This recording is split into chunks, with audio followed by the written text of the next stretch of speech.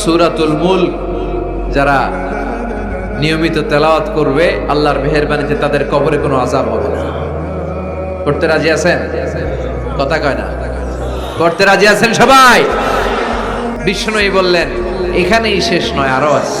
শাফাআত লি সাহিবিহা, এই সূরাটা কিয়ামতের দিন এই সূরা যে তেলাওয়াত করবে তার পক্ষে সুপারিশ করবে। এজন্য বিষ্ণুই বললেন যে ব্যক্তি সূরাতুল মুলক নিয়মিত তেলাওয়াত করবে এই সূরাটা কিয়ামতের দিন ওই তেলাওয়াতকারীর জন্য আল্লাহর কাছে সুপারিশ করবে। এখানেই শেষ নয়, বিষ্ণুই বললেন খাসামাত আন সাহিবিহা, এই সূরা যে তেলাওয়াত করবে তার পক্ষে আল্লাহর সাথে এই সূরাটা দাঁড়িয়ে তার পক্ষ নিয়ে আল্লাহর সাথে তর্ক করবে, ঝগড়া করবে। আল্লাহ তুমি ওরে জান্নাত দিবা না কেন, ওরে মাফ করবা না কেন? তুমি না গফুর, তুমি না গফফার, তুমি না রহিম, তুমি না রহমান, তুমি মাফ করে দাও। ও মিয়া, সুপারিশ করতেছে কে? সূরাতুল মুলক। সুবহানাল্লাহ কইবেন না? কতক্ষণ এই তর্ক আল্লাহর সাথে সে চালাবে? হাত্তা আদখালাহুল্লাহুল জান্নাহ, যতক্ষণ না আল্লাহ তার জান্নাতে না ঢুকায়।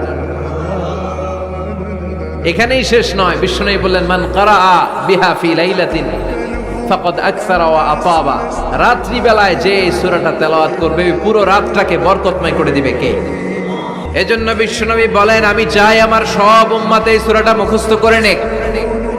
আমার চাই আমার ছোট বড় আবাল বৃদ্ধ বনিতা সব উম্মতের হৃদয়ের মধ্যে এই সূরাটা গাঁথা থাকে, মুখস্থ থাকে, হিফজ করা থাকে। আমরা বিশ্বনবীর উম্মত না? কথা কন।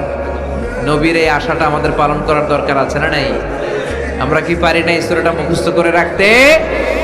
মাত্র 30 আয়াত, প্রতি মাসে কয়দিন?